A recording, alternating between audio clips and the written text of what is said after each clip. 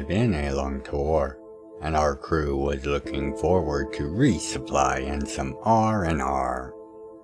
For the last 6 months we have been mapping an area of the cluster with a higher than normal amount of singularities, and as such were often in less than optimal situations. Our frigate, the Lens of Wonder, had been battered by energy bursts, slung scrap, and the immense gravitational variances of the area, while we scanned and rescanned to compensate for the various forms of distortion present. We had hoped to be able to complete the work in about half the time it actually took. Unfortunately, the distortions and interference was made worse with energy discharges from various forms of matter being destroyed by the singularities within the region. Between the increase in rogue energies, as well as any number of randomly traveling scraps of matter that had managed to not be fully pulled into one of the singularities, the work proceeded slowly.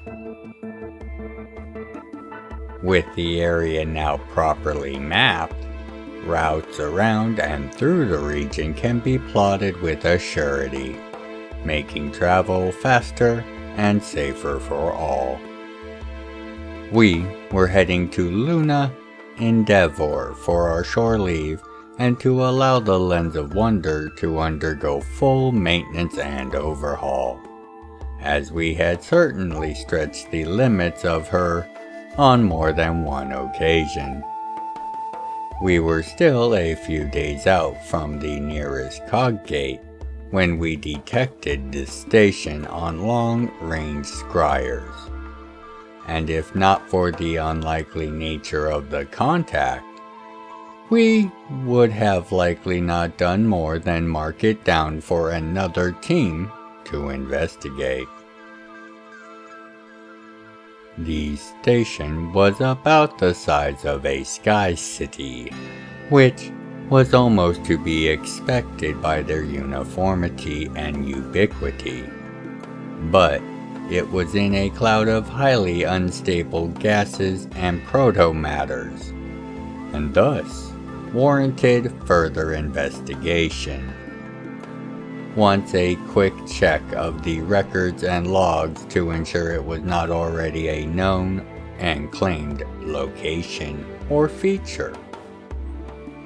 After a few moments and the verification that this was indeed unknown to the realms by any records available, we adjusted our course and began preparing to cross into the cloud to investigate and perhaps salvage the station for further use by the realms.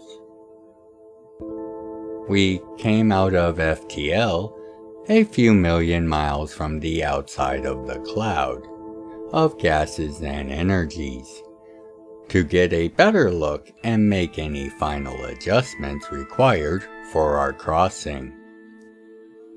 Less than a minute until we were beginning to enter the cloud, our tactical officer forwarded a series of readings from the surrounding area since our arrival, and I was able to quickly reaffirm his suspicions and conclusions.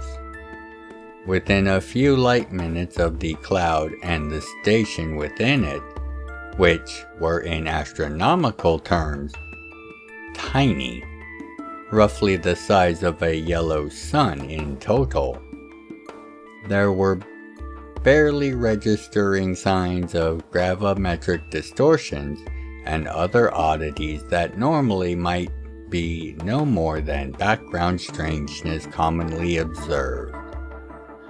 The problem was there were 4 sets of contacts, and they were slowly creeping in on the station in formation. I immediately called for a change of course and repositioning relative to the cloud and station. And as the crew moved with all the swiftness and skill that the Pathbreakers are known for, I received a report from the communications team that they had been able to establish a link with the station using ancient analar protocols that we have in our archives.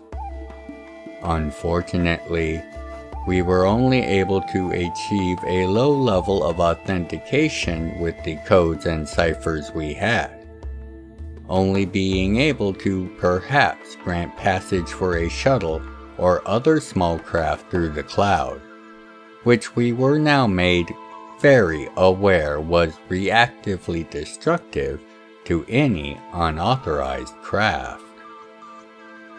However, while only having limited access physically, our codes allowed for a massive archival extraction from the station to begin. It would take some time after we got the data, and with the aid of the NLR most likely, to translate it all. But it appeared to be of a scientific and exploratory nature, from surface level analysis while it was transferring into our data banks. This data link was able to be accomplished without alerting our oncoming unknowns, as we were so relatively close to the station that we were more or less able to whisper to the station and receive the same in return. This station had been built with discretion as a forethought, it would appear. With the extraction nearly half complete, the largest, if only marginally, of the 4 contacts dropped whatever fields or screens it had had in place, and we bore witness to the appearance of an Expedus-class ship, one flying the colors of the ancient empire.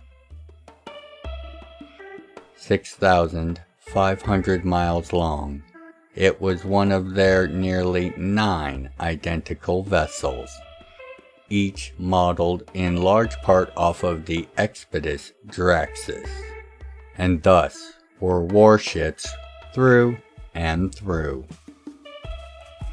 Communication station turned to inform me that we were being hailed, and as the only one looking at me and not the screens, saw the console I had opened, and the system in particular I was actively programming and configuring.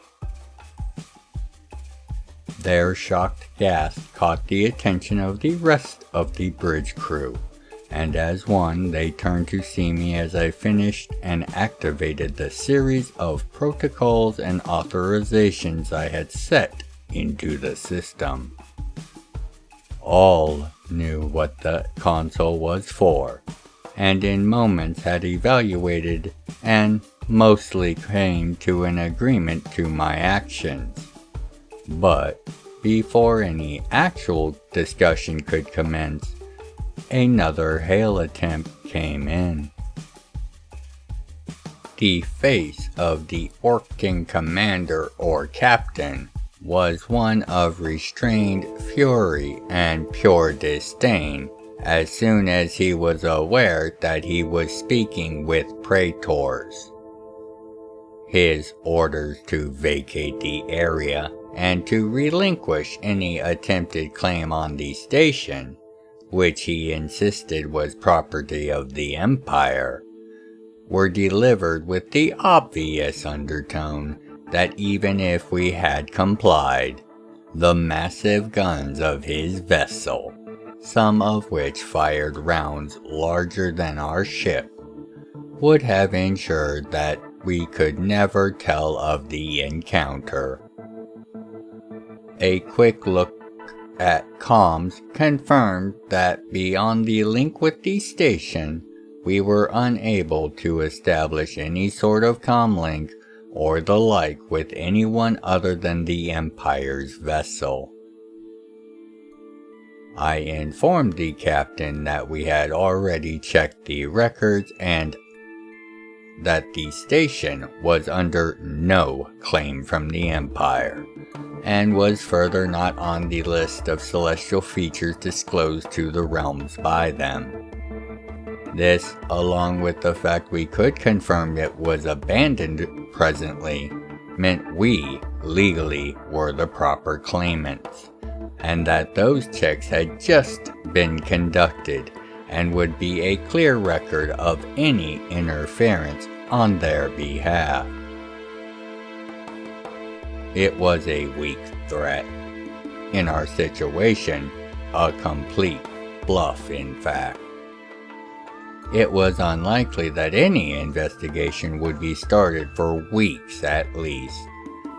Only once we failed to arrive at Luna Endeavor at the earliest. By that point we would be long dead, and the Empire would have nothing more to do than explain our ship had fallen prey to this station's defenses. If even that much. Predictably, the bluff was called, with those facts being spelled out in dramatic detail by the captain, looking and sounding much like the cat that ate the canary, as the Teltechians are fond of saying. However, in the midst of his bluster, I brought his victorious attitude down a notch or two, with but one utterance.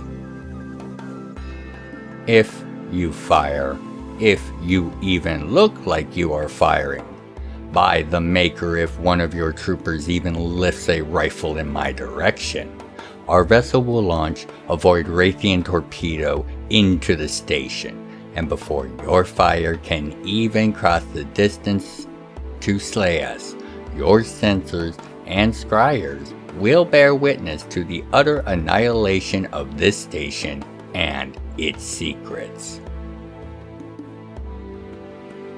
The silence that followed made it clear.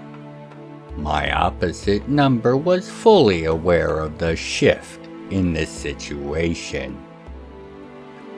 As long moments passed without words, it was obvious that my opposite had the face of one only barely restraining his rage and enmity.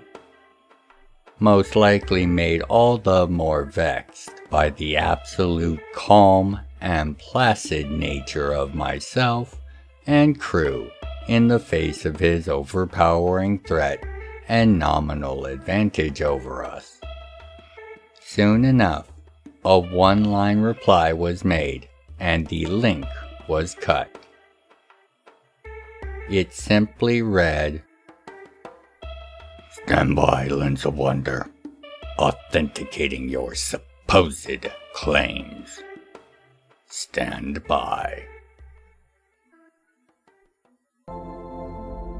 By the 9 and 4, welcome to the library in this entry on Voidrathian weapons, one of the Praetor's most potent weapons in this escalating era of stars. I am the recorder, and is as second nature to my perceptive patrons and regular visitors, but may not be known to my new guests. This shall be but a brief introduction to these devastating weapons. It is of note that while the existence of these weapons is not exactly a secret, the wide assortment of weapon systems available in the realms makes so these particular weapons are often overlooked and unremarked on, as there is very little data on them or their use, mostly rumor, speculation, and drunken tale. Adding to this is the fact that so far, these weapons have only been deployed in relative isolation, with only a few uses witnessed by others in any records. The rumors and speculations from these few observations are enough for those in the know to be aware of their terrible power, even if no examples of the technology have ever been captured or observed pre-deployment. What is known by those with the connections to gain actual data on the system is that the weapons are capable of erasing vast areas from existence. They seem to be capable of removing even large portions of a planet or similarly sized target from existence, leaving no trace, no residual matter, no residual energies. More horrifically, individuals slain in the deployment of such a weapon are so utterly erased that their souls are caught in and destroyed by the weapon's energies. While the area of effect seems to be limited by the payload of the delivery system, with cannon and other projectile versions able to create great gaps in a hull or a landscape some dozen of a feet or maybe even yards wide, whereas a torpedo or larger deployment platform seems to have the ability to scale in potency and destructive power as is required. The method of destruction and why it is so utterly complete is a complete unknown to the realms. Again, mostly due to a lack of solid information on the weapon system. For the most part, the fact that they are in the possession of the Praetors soothes many concerns, as they are seen as reserved and more than able to wield such a fearsome weapon with wisdom and restraint. So far, they've been proven right in this belief, as again, even in the war versus the Scriptorum, very few uses of this system were ever noted. The Praetors themselves are not forthcoming with details about the weapon's functions or underlying principles, and this is understandable, for the proliferation of such weapons could easily end with entire worlds or systems dying. However, the mechanics of the weapons are functioning upon a combination of three technologies, according to sources: Teltechian, Christech, and a third unknown technological paradigm of its own discoveries and innovations. The third tech base that is used is a matter of some debate, and is rumored to be perhaps extraplanar or maybe even extra reality in its nature or origin. Whatever the exact sciences involved or those origins thereof, the result of their melding is the various Voidrathian weapons. And while the projectile and payload bearing systems may take the vast portion of the attention when we look at these weapons, it should be noted that these weapons can be used in an energy configuration on the personal scale. Vastly power hungry, these personal systems seem far less destructive in their use, as typically only the target struck experiences the destructive effects, with surfaces in contact only seeing mild discoloration or other minor contact damage. However, the fullness of the eradication is fully preserved within even this smaller version, making it a fearsome weapon. So long as it is powered, it is able to cut through bulkheads, bedrock, and most forms of armor and defense known in the realms, and still have the power to dispatch foes on the other side. Again, there are almost no known examples of this personal version outside of the Praetors, and the primary exception to this is but a rumor. That rumor being that Various Skywind of Ego Core was gifted one by none other than the makers of the Praetors, Killian Skychild, as part of a deal struck between the Praetors and Ego. as Varia is a master of many arcane arts over her career, and is preeminently skilled in their use on the battlefield, to include involving the use of all the celestial elements woven into her casting. It is assumed that this weapon, if it exists, is most likely seen and kept as a trophy piece, rather than seeing any use in active duty. Beyond perhaps this fictitious example, it is thought that there are no examples of the technology outside the Praetor's control and oversight. Supposition abounds that alleges various intricate fail-safes are in place to restrict and perhaps even report the use or the preparation of a Voidrathian weapon for their deployment. And these ideas are held as the baseline of security that these weapons must have on them, with many other methods of protection thought up by their creators that can only be guessed at. It does appear that the burden that these weapons bring by their very existence is being carried with no undue caution or attention by their creators. Even their nature and ability to reason at great speed is perhaps the only reason these weapons should ever be allowed. Or perhaps the true level of danger posed by the Voidrathian weapons is considered acceptable in this ever more tense age. And this, my perceptive patrons, regular visitors, and of course, my new guests, is where we shall end this brief examination and introduction of Voidrathian weapons. Before we part ways, I want to thank each and every one of you for your time, your attention, and your continuing support of the Realms of Jam'mar. Until you next make your way back to the library for another entry of Intro to the Realms, I have been, as always, the Recorder, and by the 9 and 4, be well, take care of yourselves and each other.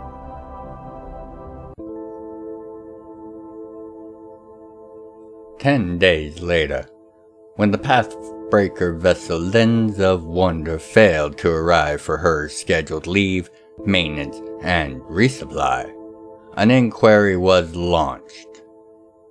Over a month later, approximately 13% of the hull of the vessel was discovered spinning adrift in open space, with no other significant readings or features within a quarter of a light year.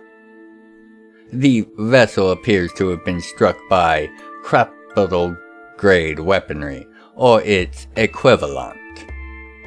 Energy patterns were far too dispersed to be of any use in identification, and there were no signal or emergency buoys found. Nor were any escape pods or other craft found, or their presence or use detected. Conclusion of this inquiry is that the Lens of Wonder most likely fell prey to an errant round discharged during some battle during the Scriptorum Wars, as several sites of battle are in the approximate ranges for such travel times within acceptable margins of error. The records indicate that the Lens of Wonder was extremely overdue for repair and maintenance, having spent just 6 months mapping out an area full of black holes and other astral phenomena. The stress patterns in the recovered hull fragments further support this theory, making it the most likely that the systems of the vessel were not functioning at full or perhaps even nominal capacity, and thus did not detect and warn of an incoming hyperfoe projectile, particularly in non-combat conditions. All 25 members of the crew of the Lens of Wonder will be listed as missing in duty to the realms. If they are not found or otherwise discovered within 360 years, that classification will be changed into killed in duty to the realms, and they shall be accorded the honors befitting such a sacrifice. If you'd like to contribute to the further exploration and explanation of the realms, please consider leaving a comment, a like, and sharing the video around. I read all the comments and make efforts to reply to each. Thank you for helping to grow the channel, and know I look forward to each and every one of your comments. Other methods of support can be found in the channel's description. Thank you for watching.